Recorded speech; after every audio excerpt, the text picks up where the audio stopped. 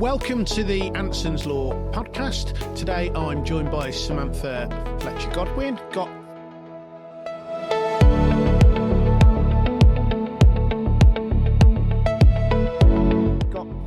your names in the correct order there, Samantha, which I'm I don't mind. You can go with any of them. Well, do you know what?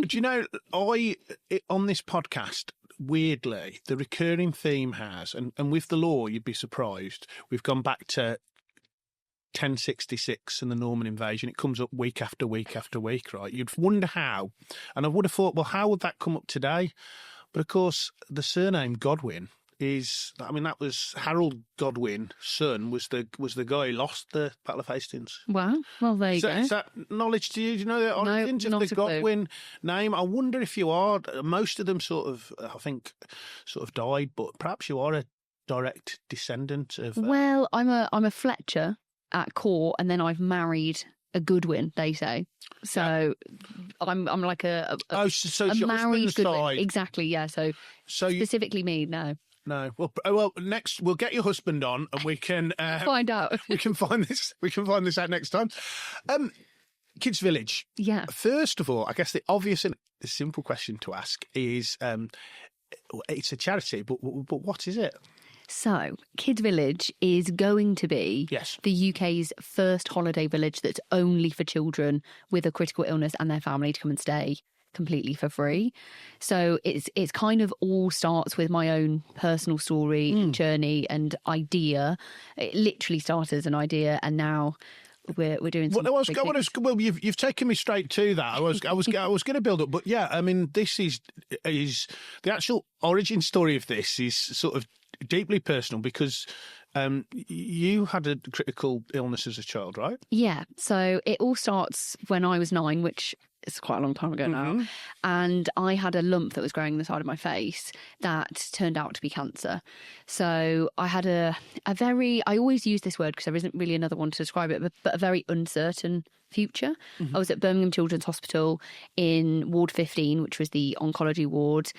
Chemotherapy, radiotherapy, lots of surgeries, and obviously that kind of news for a child has a massive ripple effect. Of course. Not just me, there's my sisters, my parents, my aunties, like so many people have to sort of come together to support through that process. But I have some amazing parents who always absolutely kept me focused on the future.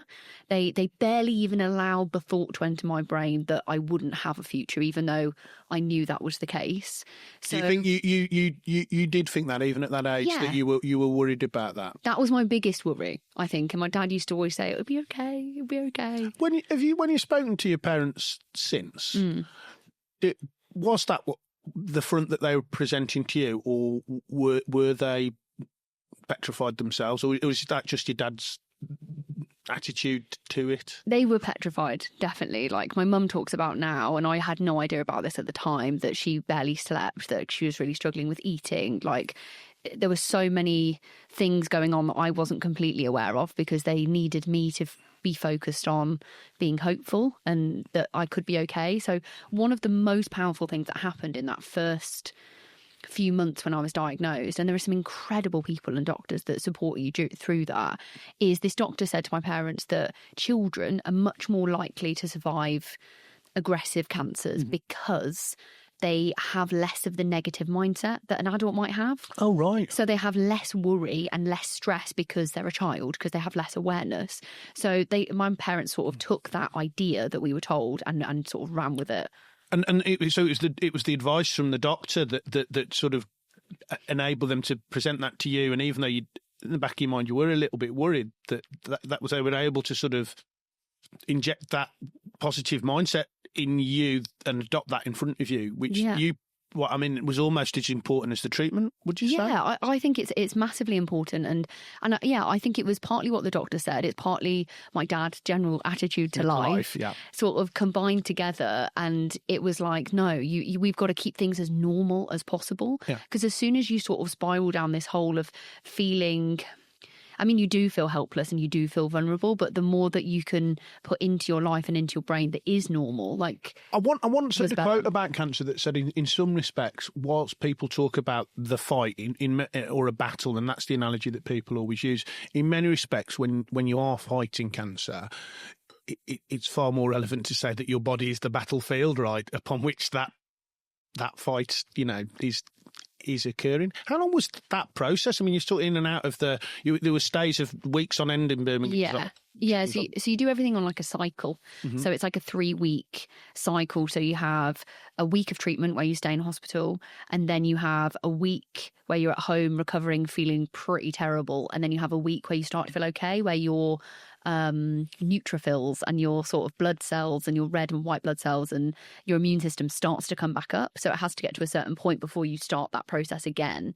So I would often try to go to school for that final week, mm-hmm. Without any hair, with a bandana, and mm-hmm. probably not feeling great. But those were my best moments because I was a little bit normal for those weeks. And my mum and dad focused massively on that I would try to do those things if I could. There was never any pressure, but try and do normal stuff as much as anything. Go to school, go to one of your friends' birthday parties, all of that. Try to. And I remember Mum said, she used to always say, she'd drop me off to school and say to the teachers, if she doesn't feel okay or anything feels not right, then just give me a call, I'll be straight there. And she said never once did they phone, because once I was at school and surrounded by your friends who really don't care that you've got no hair or that you're wearing a bandana, they understand it, they get used to it. You're playing TIG or whatever the game is, and once you're in the middle of that, who cares? Exactly. So that was massively important for my mental state whilst my body was battling, as you say. Well, yeah, was having the treatment, was processing the treatments that you was going through, because yes, stuff like chemotherapy is in many respects poisoning your body to cure it, right? That's in effect what it's trying to do. Where does your own trip to a kids, or a version of a kids village, fit into that story? So, as part of this whole mindset of trying to be normal and focus on the future and not allow the sort of doubts and worries to creep in too much, my mum and dad found out about this place when we were on Ward 15 in Birmingham Children's, called Give Kids the World Village, which is a holiday village in America that is only for children that were like us and like me. And we basically, my mum was a primary school teacher, and she built this, I suppose it's a vision board that went on the bottom of my bed on the back of a cereal box. She did this lovely teacher bubble writing at the top that said, "I am better now." And we stuck my face on all the things I wanted to do. And going to Give Kids the World Village became this laser focus. Okay. So it was this big thing we'd heard about. It was magical. It was amazing. There was free ice cream. And I was like, okay, that's where we're going. You're trying to manifest it almost, right? Yeah. And look for the light at the end of the tunnel. This is horrible, because I felt really ill on chemo, and I barely ate. I think I ate packets of Quavers every couple of days. Honestly, I felt awful. And so on this the relentlessness of this 3-week cycle as well, right? I mean, that over a period of time when you're on cycle 5 or 6, it's grinding. And for a 9-year-old, it's just got to be that, as much as anything else. The unrelenting nature of it must just grind. It feels never ending. And then the other part of it is that when you are on those other 2 weeks, you're really vulnerable because your immune system is so low. So sometimes you get hit with a cold that actually becomes life-threatening. So you end up back in hospital during that time. And were there a couple of things there was a couple of occasions like that? A couple of occasions, yeah. And you end up in a room called isolation, which is the worst part, because when you're having chemo, you're on a ward and there are other children and you can chat to other families a little bit. But in isolation, you're literally in a room on your own, and you feel like you're I don't know, contaminated or something. And you have to be protected. And also, I mean, I know this isn't me trying to age you now, right? But this is a sort of pre-iPad era, right? So it's not like you can watch whatever TV show you want or your favourite kids play your video game or whatever from in the isolation room, right? You're stuck there just looking at the the four walls. Pretty much. I remember there was a couple of TVs on the ward, but they were fully like the wheel-in. Oh yeah, like TVs. What you used to have at school, right? Yeah, it was exactly like that. And I think there was a couple of computers maybe, but I remember having to use one of those to do some work and things like that. And there were activities in the wards, not in isolation. As you say, that was pretty much looking at a wall. But I really went in myself when I had chemo, and I didn't want to interact in anything. No. I was quite angry because I was like, everyone else is just cracking on at school, playing all the games that I want to play, doing all the lessons and all the trips and everything that I want to do. And I'm stuck here. So I was just annoyed, and then felt so sick that really I was just in this weird state of being asleep, being sick, being asleep, being sick, and didn't engage as much as I could have done. So the wish board that your mum had found out about this, yeah, both you and your whole family, right, had really sort of focused on that as that is the light at the end of the tunnel to get to, and to eat all this ice cream and be in the sun in America, right? I mean, how exciting would it be to go to America too, right? Exactly. It was something that was so exciting and so motivating. You know, like if you're doing anything that's really hard, you've got something at the end. You're like, oh, I'm going to do this really difficult gym session and then I'm going to get a coffee afterwards. Yes. It's like that on a much bigger scale. You have a coffee afterwards. I'd get through the Greg's menu. But exactly, whatever it is that you feel excited about. So yeah, it became this total fixation of what we were going to do. And then finally the moment came when it was probably 18 months of chemotherapy, and then I went on a course of radiotherapy, and there was various surgeries throughout that, and then we finally got to go.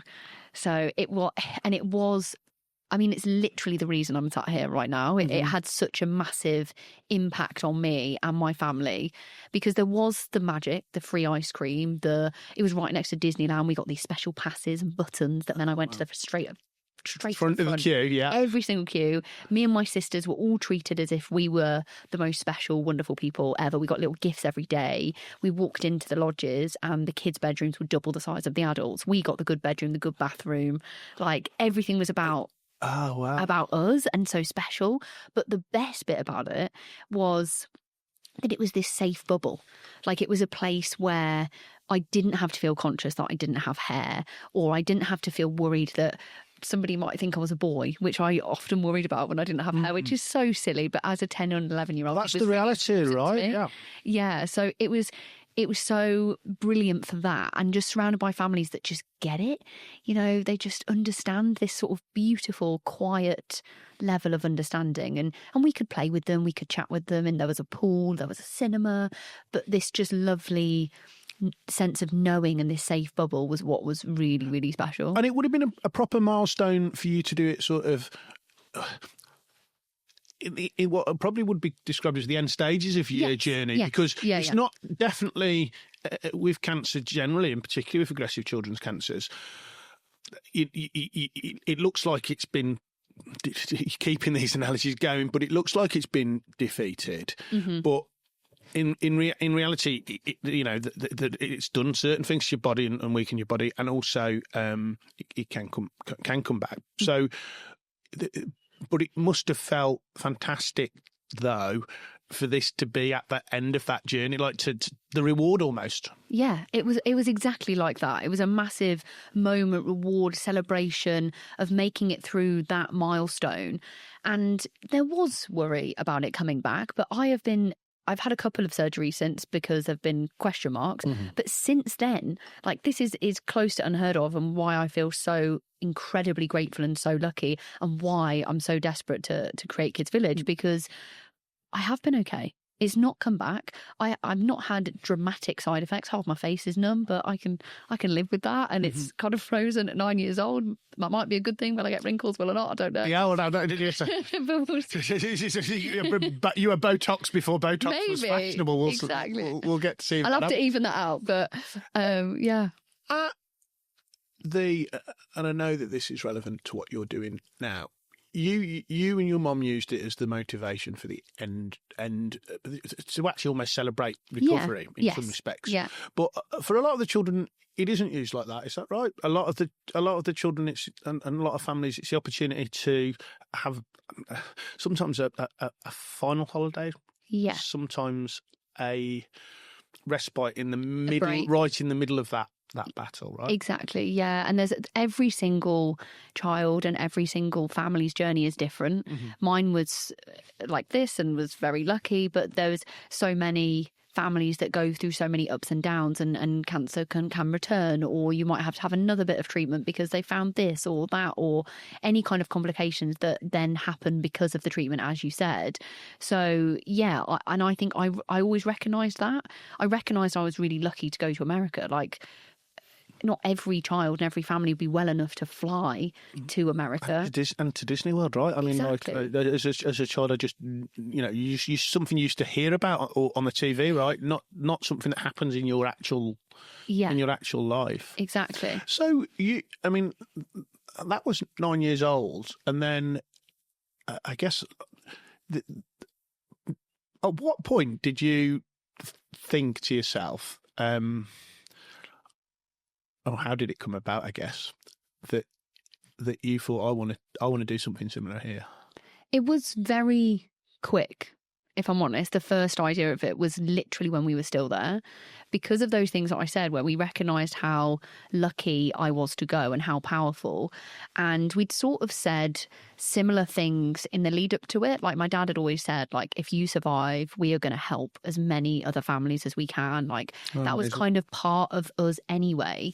And we had such a incredible experience there that we came home and we were like, it's wild that this doesn't exist in the UK, that we can't help more families, because very few get to go to America, very few are well enough. Like, I was going to say, like, exist? Yeah, I mean, you could do it at the end of your journey, and certain times children can do it when they're cancer treatment, but right, it's a 10-hour flight. There's all of the airport either side. There's everything. There's so much. So yeah, we were kind of at that moment had a seed of an idea that we would create something like it in the UK. And I suppose the sort of moment where it all came back together was, so my dad carried on with his life and he built a company called Forest Holidays, which is woodland holidays across the country. Worked really, really hard at that. It all kind of started actually did the idea from that come out of this trip, by the way? No, or had he already got that going? Yeah, he was kind of already in that space, and he's always worked in the leisure industry, really. Okay. So he sort of set about creating and starting that company alongside Camping and Caravanning Club, grew that, and then sort of in the midst of that, he saw the value of what the countryside and what those breaks and holidays gave to people that weren't even in a situation like we were. So this sort of talk of an idea of our own kids' village, it never really stopped. We always spoke about it. Or one day we'll do this, one day we'll do that. And we were like, if you add together that magic of America and you put that together with the beautiful English countryside and the impact. Which your dad was a great believer in. He's built a whole business based on that, right? And family holidays and everything. And how important that is. So those kind of things started to sort of piece together. And then once my dad sold that business and stepped away into other leisure roles, it kind of became clear that this was like 15 years later, it still didn't exist. It still hadn't happened because it's really hard to do. So we were like, do you know what? Like, maybe we are the people to maybe this is sort of our destiny almost, right? Exactly. So I always had this vision that had developed over time, this idea of this sort of like woodland, countryside, English version of what we'd experienced in America. And my dad had all this experience in doing it commercially and lots of brilliant contacts, and it kind of just made sense. And we were like, well, why don't we just do it? Let's actually just do it. And did you have for Kids Village? Did you have the board that your mum created at the bottom of your bed? Yeah. Did you have the equivalent for this? No. There would have been a certain synchronicity to that. That would have been really beautiful, but a different version of this podcast will edit it, so we tie that in. Yes, yes, we did. And so yes, but still, we're going to do it, and then it turning into an actual charity and an actual project. Yeah. When is that? When roughly? It has been a really, really, really long process. Yeah. So from that moment where we kind of said, we should actually do it, my dad spent a lot of time looking for land, because we were like, okay, that's the first moment. We need to find somewhere to build it. And he went down lots of different roads, spoke to lots of different people, and he just kept being met with dead ends. And eventually, I think it was in 2018, we said something. I remember having a conversation around the kitchen table and being like, oh, well, let's just launch the charity. We'll get the land afterwards. Let's just launch the idea so people know the intention of what we're trying to do. So we formed the charity then. Which now sounds like such a long time ago, but we've kind of been like, well, do you know what? By the way, 2018 sounds like it shouldn't be long ago, but of course it is 8 years. It's scary. So, I know. I was doing that. We opened an office in 2019, and I said to my colleague, I was at that office in Mere Green, Sutton Coldfield yesterday. I was like, "This office has been open for 7 years. It's like, it's crazy, right? It's not new anymore." But I guess all I'm saying is 2018 is a decent while ago. So you set up the charity then? Yes, and then sort of through various conversations, my dad came into contact and was speaking with a family called the Mercers, who. Oh yes, I know them. Yeah, they're a farming family from Burton upon Trent area. Yeah, yes. Sort of Staffordshire. They are fantastic at what they do. Roger Mercer's the patriarch. I'm sure he would probably hate that expression, but he's the father of the family, right? Yeah, and they're big landowners across the area, and we sort of said to them about what we wanted to do, and very quickly they believed in it and liked the idea and said, yeah, we'll help, we'll back you, we'll give you a piece of land. So we had various options for land. We took planning consultants around them and landed on the one that we do have in Witchner, because number one, there was a bit of a strange, beautiful feeling there that I can't really put into words until you experience it. It's very peaceful, very calm. Some trees and it's lovely. It's got views of Cannock Chase in the background. It's so special. And then it's actually it feels like the middle of nowhere, but it's only 5 minutes from the A38, which is so Witchner, for people who from perhaps outside the area, it's just outside of Lichfield, right? Yeah, it's just north of Lichfield. If you know a little bit more, then it's between Lichfield and Burton, between Orrewas and Barton and Dunedwood. Yeah. If you're going to keep zooming in. If you can, yes. Well, some people will know what that means, but so we're not far from the National Arboretum, actually. No, there. Very close. Very close. So we're not far from there for people. A lot of people probably would have been there, and not too far from Fradley either, really. No, yeah, super close, yeah. And so you've now got the land. Yeah. We're a legal podcast, so I know that the thing that's going to take the longest time here is planning permission, right? We don't need to get into that, but I imagine that was one of the most grueling battles of the lot, I bet, was it? Massively. A grueling battle is the best way to describe it. And obviously... a grueling series of battles, I bet. Yes. Honestly, so many obstacles. I think a lot of people would have given up, but my dad is one of these people that once he knows it's right, he will keep going and find the answer. So yeah, it was a really, really long battle to get planning permission because it's in the beautiful countryside. But it's perfect, exactly where it was. So we really believed in it. So we've managed to sort of get over all those things. But I do remember a time looking at access was one of the big question marks. I remember looking at a massive map on our kitchen table again, and there was 10 routes, 10 possibilities, and 9 had a cross through them because we'd had a no. We couldn't use those ones. So we had one option left, and we had to work through everything to get to that option. And then we got another issue because there was a scheduled ancient monument underneath part of the land, not the land we're building on, but where we'll have to create some access. Yeah. So we had to consult with Historic England. That took 12 months. So it's so many layers of things went on. And we're really lucky that my dad was experienced in getting planning permission commercially. And we have somebody on our board called Richard Palmer, who also worked with my dad on getting planning permission. So between them, they were really knowledgeable and really experienced. We did lean on experts as well around us and sort of managed to eventually get to the place where we got planning permission in, I want to say, the end of 2023. Well, it does show you, and I mean, it's something that I know a lot of our clients just constantly, developer clients just constantly just having to just fight those series of battles to actually deliver the houses and the buildings that, exactly the local community needs. And you do think when it's something like this, the fact that you're just put through it, even though the purpose of this is the kids' village. You do sometimes wonder if people couldn't have just said, "Well, come on, guys, we can." Historic England, can we just let this one pass? But yeah, I knew that. I didn't know the details of your specific issues, but I knew that planning was going to be the one thing that took some fighting. But thank God your dad and Mr. Palmer. This was not their first rodeo, right? So they were able to keep going. Exactly. And all throughout the time that's happening, we're trying to sort the land. We've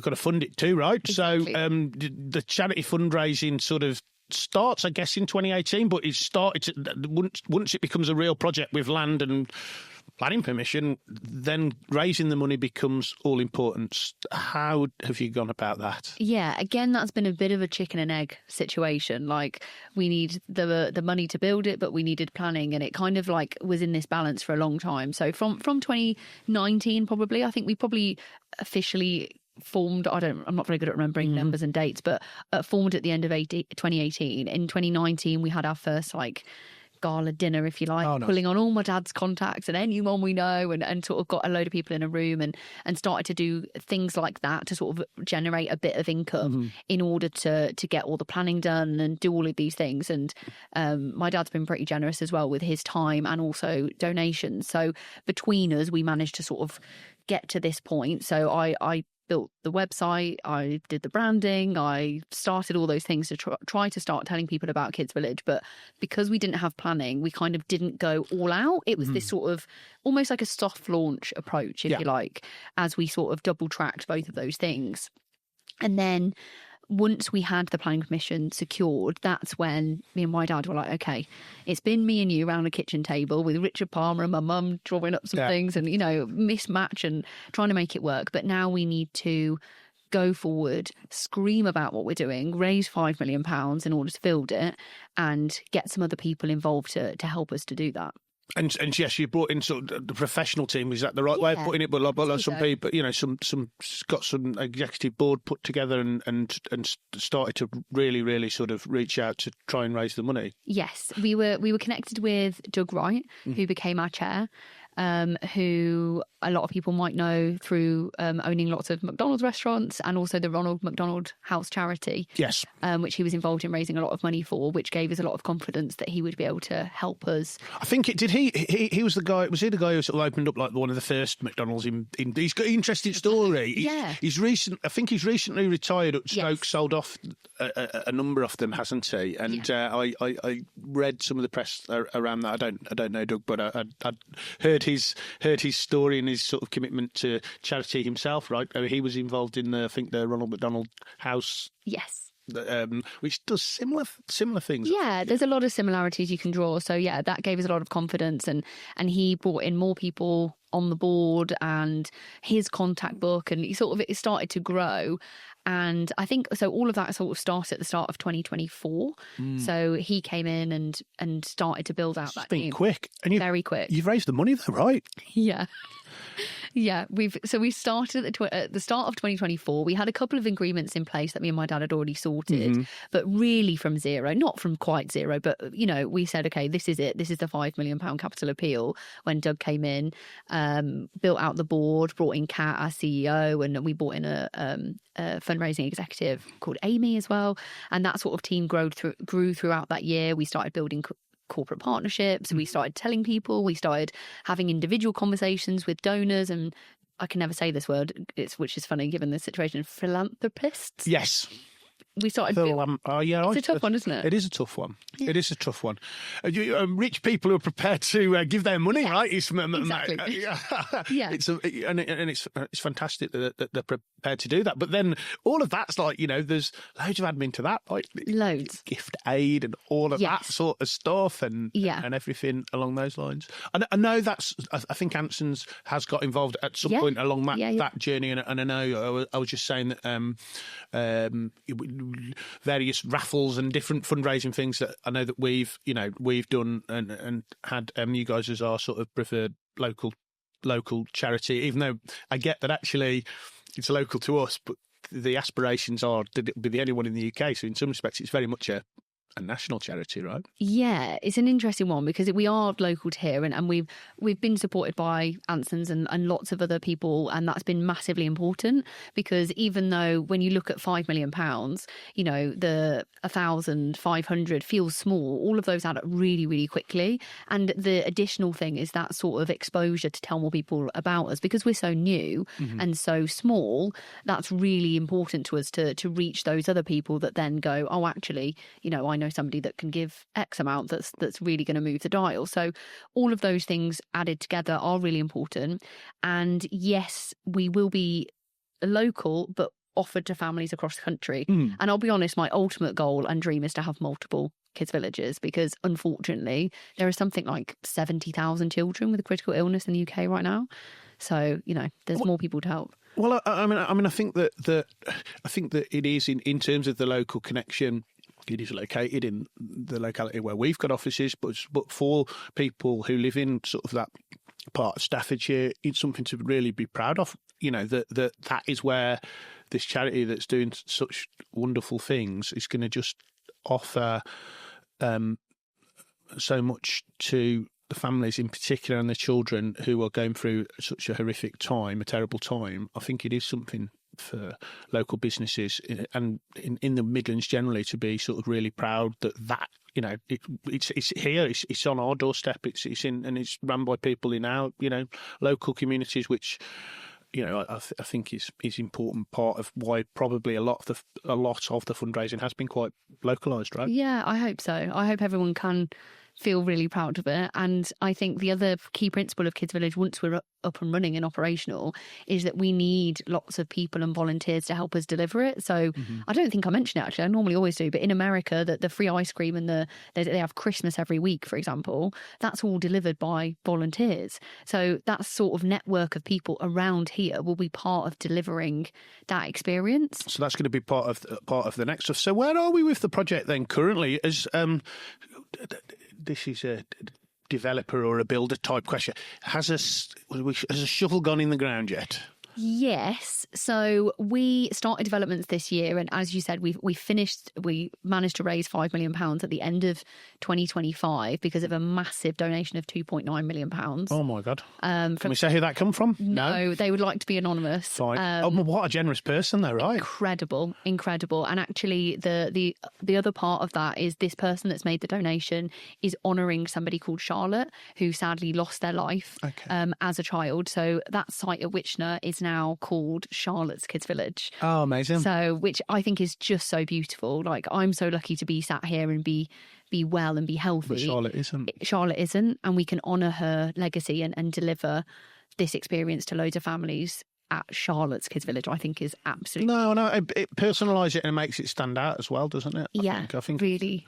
Yeah, no, I can see why you would want to do that. So we're about to... As JCB's going in as we speak? Not well. JCBs have already been in, to be fair. Right. So on site last year in 2025, Crown Highways built us a road. So there's a road down through the site. That's a local business based in Burntwood. Exactly. Yeah. And the lodges will come off that road. We have a little site office that will ultimately become management accommodation. But at the moment is where if you come to site, you come in, I can make you a cup of tea. And this is a porter cabin of sorts. Basically. Yes. That's a brand, isn't it? Other modular buildings are available, just not as good. But so that's all that's the site stuff is all in situ. Yeah, we've got a car park, we've got a couple of bits like that, and then we hopefully will have the first prototype lodge very soon. Oh, wonderful. And have we got a sort of build project or a timeline to this or not? We would like to be open next year. Oh, amazing. So this is properly... it's going. Every week this is getting built? Yes. Yeah, it's happening. As well as the... once it is up and running, presumably, though, there's some... You're going to need some... The people are going to work there and... both medical people as well as not quite? Or... No, there will be people, and like I said, volunteers and a few people that will help us to run it. But I think that's probably one of the big principles of Kids Village, is that there will be no medical facilities on site. Okay. Because what I experienced in America was the exact opposite of that. Trying to forget all of it. I don't want to remember white walls, beeping, corridors. You don't want any of that. So we will be ready for anything that anybody needs, but families that come to us will have to be signed off by their doctor to say that they can come for a week, and that's pretty common that you can do that. And I'll be honest, the parents know as much as the doctors sometimes in these situations. They've had to learn, they've had to understand everything that goes into their child's treatment, so they kind of can manage that, you know, for a week. If they're not having active chemotherapy or other treatments, then and quite often, presumably, some of these visits are going to be tied in, you know, like your good week in your 3-week cycle. Presumably, quite a lot of the time, it's going to be scheduled to occur when that happens, right? Exactly, and I think obviously my experiences with cancer, but it is for children with all kinds of critical illnesses, so they may have a completely different situation. And I've spent a lot of the last 8 years, which is a scary amount of time, speaking to lots of those families and lots of charities about what they need and making sure that what we develop fits that. Like even simple things like they need more plugs than you might think of, because there's equipment or breathing apparatus that they need to have plugged in. And if you've only got a couple of plugs in a bedroom, then that can be a stress because they haven't got enough. So those simple things are things that we will have in the lodges but won't feel medical, if that makes sense. Yeah, and you are the principles in your design. Is it to try and throw back to your visit to America all those years ago? Is the children's bedrooms a bit jazzier than the adults ones, and the emphasis on sort of children and fun in the design element, does that come into it? Yeah, I think I want the lodges to feel that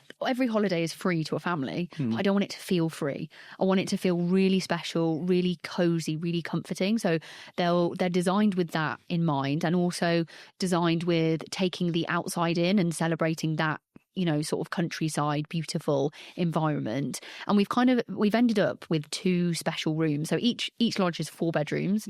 So you can have 8 people come and stay, because we know that it's not just necessarily the exact nuclear family. It might be the auntie, the grandma who supported you that you want to bring as well. So we have the main bedroom for the child that's sick that we call the magic bedroom, that will just be extra special, have some fun stuff in, which I don't want to say because we'll reveal. No, that's fine. And as we confirm what they are. Yeah. And another room called the thank you bedroom, which parents can gift to that person, that family member or friend that's really helped them, or enjoy it themselves. That will be a slightly more special bedroom, but all 4 will be really cozy, really lovely, really special, is how I describe it. So people can sort of really relax in them, right? That the luxury of the design just means that you can properly take a break. There's loads of glass, there's wood, there's beautiful surfaces that are beautiful but also easy to clean. You know, you could cozy up on the sofa and you can watch films or play board games and do all these things in your lodge that's just you. They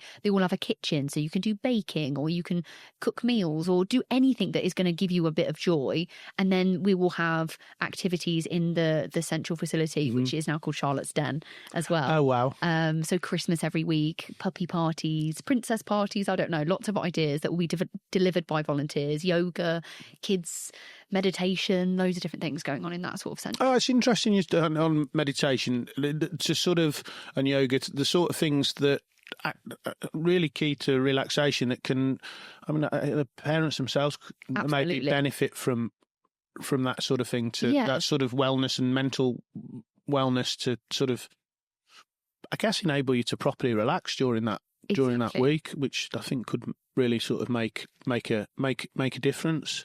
And the recruitment of the volunteers and the people who are going to be running this, I mean, has that started? Is that going to kick in this summer sort of? Yeah, it will start to happen. And people are already now reaching out to us and saying they'd like to volunteer, and we're holding on to their details, and we'll sort of build that out as and when it happens. But yeah, there'll be lots of opportunities for people to get involved, for businesses to come and deliver something or plant trees, or, you know, there's going to be so many options. And in terms of the landscape itself, are we sort of enhancing that a little bit? We've got there's a natural woodland there around and about it, and some nice places to to sort of walk? Yeah. Are we sort of I was going to say jazzing it up is the wrong word, Yeah. but are we enhancing that as well? Yes, there'll be a boardwalk. There's going to be a body of water that's going in, a playground. There's going to be more paths and trails and that kind of thing. So it's a 30-acre site, and we're only building on quite a small proportion of it. So To the start rest of with, it, to start with, yeah, we'll see how we sort of develop from there. But we'd like to make that area as beautiful as possible for families to enjoy on site. So there's kind of like a few principles to what they'll do when they're there. Obviously, I said the inside the lodges stuff. They've got the things going on in the central facility. So, you know, I suppose there's two areas. There's relaxation, like we've said, and joy and fun. So anything that fits in those two categories, we're all for. The one thing I haven't mentioned, though, is this ice cream being created. Ice cream, yes. I'm hoping to have free ice cream. The only thing is, I'm thinking in Florida, in sort of all through, probably, do you know what? I don't know if it gets cold in Florida at all, but I imagine it doesn't. January ice cream, I'm not sure. Well, unless in a warm, I guess it would be all right in a warm inside your lodge. It would be absolutely fine, right? Yeah. We'll be walking around holding an ice cream. Not the same. It's not quite the same. I imagine though that we've raised the 5 million, the capital cost, but the fundraising is going to have to continue, right? Because if it is going to be this sort of quality, luxurious, is that the right word? Experience up to a point, or really fun? I know the emphasis on that. There's going to be some cost to that, and to keep it free and to keep it feeling like it's not free. Yeah, the fundraising almost becomes more important, I guess. It does, because actually all the fundraising now is going directly to those families and that experience. And like I said, there's going to be a lot of volunteers, but there's certainly a lot of cost involved in all of that. So that's kind of where we dive into now as we go into 2026. We're building the site and creating everything that I've been talking about for all these years, and also continuing the fundraising, because we will need to make sure that we can pay to have this continue for many, many years. And if people who are watching this want to get involved in the fundraising or attach some of the stuff that, you know, businesses are often doing, charity, or want to partner with charities to help things that are going on in their local community, I guess it's jump online and have a look at your website, and there'll be people at Kids Village who are wanting to engage with them and will be keen to sort of support whatever fundraising they're doing, right? Yes, please. Like I said, even, you know, a little girl that donates her £5 pocket money right up to the big corporate partnerships, everything sort of adds together and is supportive of Kids Village and of ultimately those families. So yes, like the website, our social media at Kids Village Charity, we're a teeny tiny team, but we are arms very wide open. If you're prepared to help us, we'll accept that gratefully. Absolutely. Yeah. Exactly. Yeah. I'm pretty. I'm sure at one of our recent events we did a raffle, and it's good to know that the money raised on that relatively modest raffle is going in the right spot. But it's all gratefully received, right? Because it all just helps. It's going to be important each year to raise a significant sum of money every single year to be able to make this what everyone wants it to be, right? Exactly. Keep supporting those families. You know, we've got 10 lodges, so there'll be 10 families there at any one time, and we'd like to be open every single week of the year, or as many as we possibly can. So that's a lot of families that money goes towards to supporting them and helping them. And I think the other shout, I suppose, is the third element of the fun and stuff to do when you're on site is other businesses locally that offer activities, you know, like your Alton Towers, your Drayton Manor. We want to offer tickets for our families to go and be special, like I was at Disney with my button. Yes, because you weren't. It's probably the wrong expression, but you weren't stuck on that village. You went out to Disney World. And we have, I mean, Alton Towers and Drayton Manor are very drivable from there. And for Cadbury World, you know, there's sea life. We've got so many great things in all our the tourist area. attractions. Exactly. You know, the Cannock Chase is not very far in terms of a drive away as either. So you know, there's plenty of things that people can then do and experience when they're at the Kids Village, for sure. And it might be right for them, it might not. Like each family will be completely different in what their situation is. And they can choose what they want to do. Exactly. And you can offer those different things to do. It just depends if you like.